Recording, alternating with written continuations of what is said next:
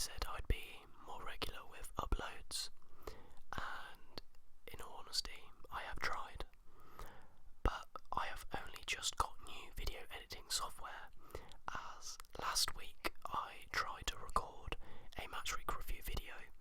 I recorded the same video 4 times, and all 4 times the audio file for some reason corrupted with my old software, so I've got a new one. So I mean, if you're watching this, obviously it worked. So anyways, if you don't know how this kind of video series I do works, basically what you can see on the screen is how my fantasy team did. But first we go through each of the Premier League fixtures, talk a bit about the goals, the players, the teams, and then I list the points my players got for this week. So without further ado, let's begin with the first game. Now the first game was the early kickoff on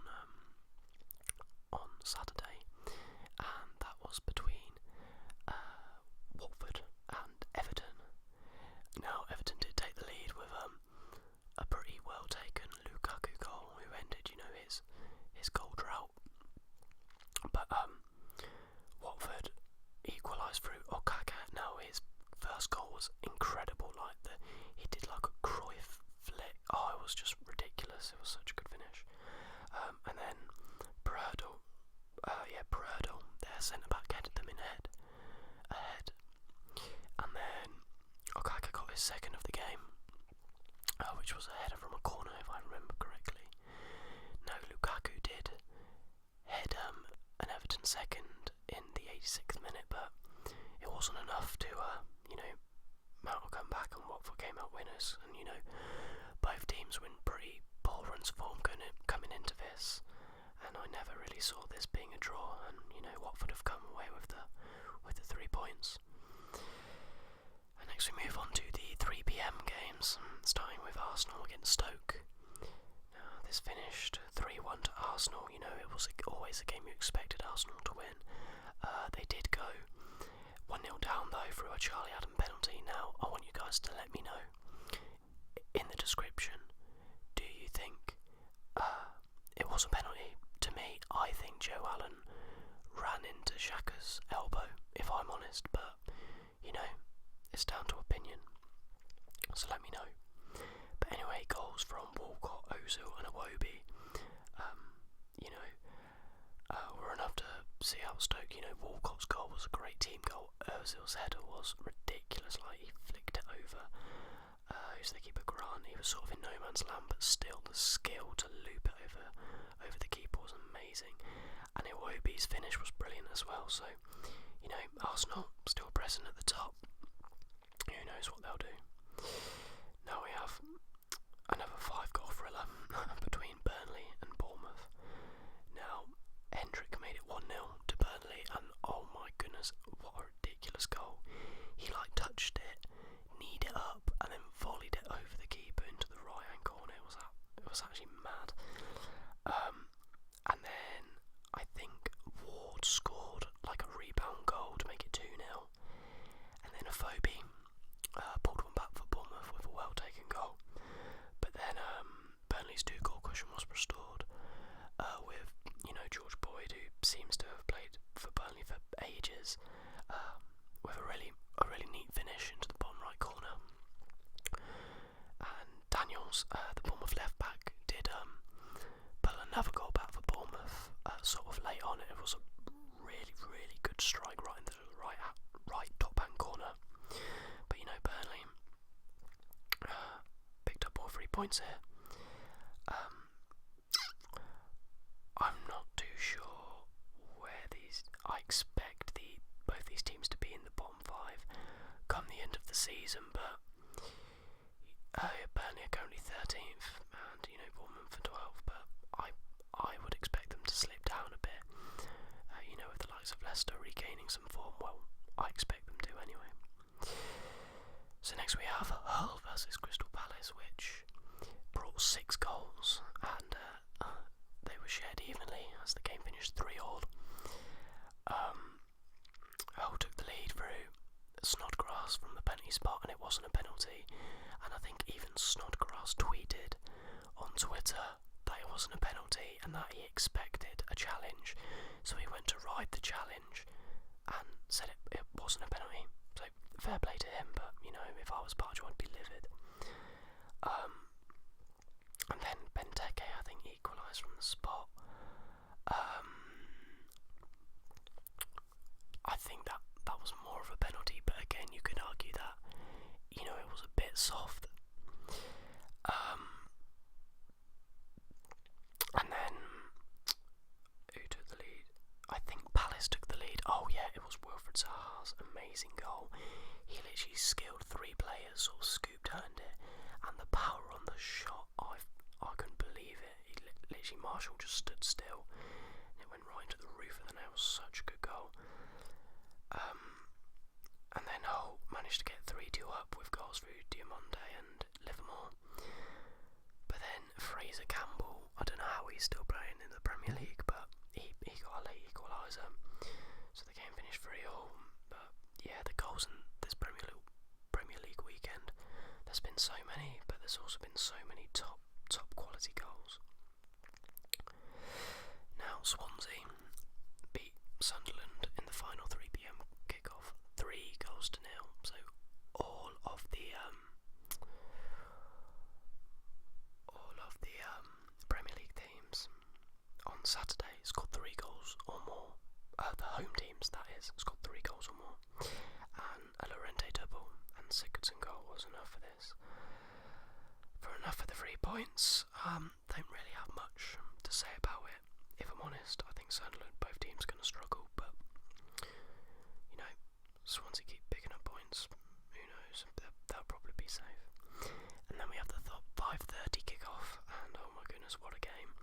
Leicester versus City, which finished 4-2 to Leicester. I guess very few people saw this one coming, but you know, Vardy got a hat trick, ended his goal drought in real style. And Andy King's really well taken goal. Vardy's first goal, really well taken, 1-on-1 finish. King got the second. I mean, it was 2-0 after 5 minutes. It was crazy. For me, King's strike, don't get me wrong, it was really pure. It was a good curling effort, but I think Bravo was too far off his line. Had he been a step back, I reckon he would have palmed that out for a corner. But nonetheless, it was great technique. Take nothing away from that. And then I can't really remember Vardy's other goals, if I'm honest. Oh, I remember that his third was from like an impossible angle. It was mad, and you know, they had to use goal line technology to determine that it did in fact go in. But yeah, and City did pull some goals back through a collar or free kick and, you know, an Alita goal, but Leicester won 4-2. Wouldn't have expected it. City don't seem to be the same team they were at the start of the season. They seem to be going downhill a bit, but I'm sure they'll still be sniffing around the top of the table come the end of the season. And then we move on to today's games. I've just finished watching Match of the Day 2 as I'm recording this video. Now first we had Chelsea versus West Brom. I don't actually have a lot to say about these games. Sorry. Chelsea did beat West Brom 1-0 with a Diego Costa goal. Yeah, it was just what you would expect. You know, Chelsea are looking phenomenal at the minute. Hazard's a rejuvenated player, as is like Victor Moses. Kante's really transformed the team. They just seem to click at the minute. And then we have Man United versus Spurs, and Man United did win 1-0 again, with Henrik Mkhitaryan scoring. It was a really, really well taken finish, and Mkhitaryan is actually quicker than I thought. I didn't think he was that fast, but you know, he's got a bit of speed on him. But yeah, it was a really well taken goal into the roof of the net. United, for me, weren't brilliant. Tottenham dominated possession, but United definitely had the better chances. But Tottenham had the more possession, but really didn't trouble De Gea or United's defence that much. So I'd say maybe a draw would be fair, but if a team had to win, I would say it should have been United. So yeah, I think that win was really important for United, because they're not doing as well as everyone thought they would. So to get 3 points at this stage, is really important. If you're a United fan, let me know down below how you think your season's going. What do you expect to happen in the remainder as well? And then another 1-0, which was Southampton against Middlesbrough. Not much to say about this other than Boufal's goal was crazy. It was a really amazing left-footed strike, and I think he scored in the Europa League a ridiculous goal, and I think if they can keep him fit, he could help them challenge for a top 9, top 8 place, I think, and finish strongly in the season. And then finally we have the 2-2 draw between Liverpool and West Ham. Now, if you were a betting man, I suppose you would put your money on Liverpool to easily win this game. Liverpool have looked brilliant on the attack, and West Ham have looked very shaky, not the same team they were last year. And indeed, Liverpool did take the lead inside like 10 minutes with a really good finish from Lallana, to be fair to him. But West Ham hit back through shock, a Dimitri Payet free kick. He's done it again. But for me, I think Karius could have done a lot better with it. It was a decent height. I don't think his starting position was brilliant, but take nothing away from the free kick. It was a brilliant curling effort. And then somehow Liverpool went 2-1 down. Now this goal was just comical. I think it was a long ball deflected off, I think, Henderson's head, bounced over, I think it was Lovren, then Antonio was through. Karius could have come and got it, didn't, and then spread his legs, did the split, and Antonio literally just knocked it round him. If you're a Liverpool fan, let me know, who would you rather have in goal, Mignolet or Karius, because none really fill me with much confidence. And if I was Jurgen Klopp, I'd be looking for a goalkeeper in January, and I think they really missed a trick not signing Joe Hart in the summer. But there we go.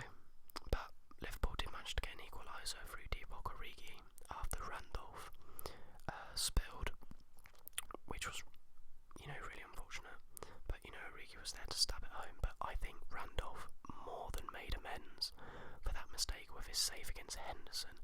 Henderson, literally, it was almost an identical shot to the goal he scored against Chelsea at Stamford Bridge earlier on in the season, and somehow Randolph has sprung into the air and flicked it away from the top corner. It was an amazing save. So he saved his team.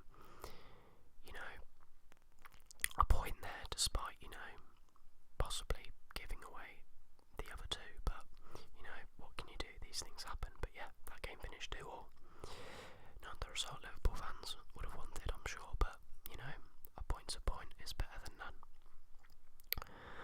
So that does conclude the fixtures for this week. Now I'm just gonna talk through.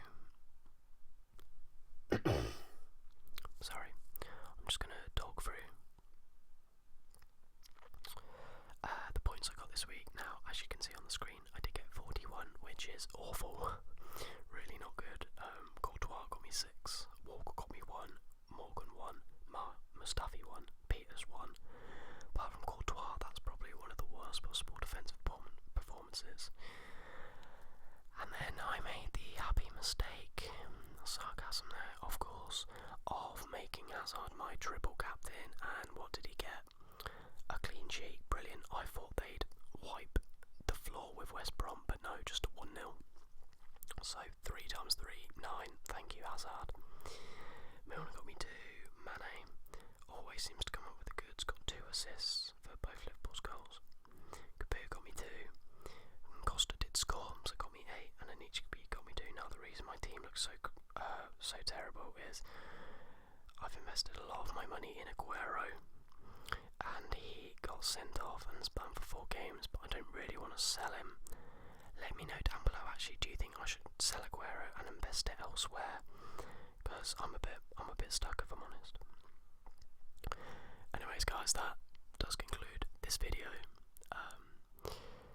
I will try and get another video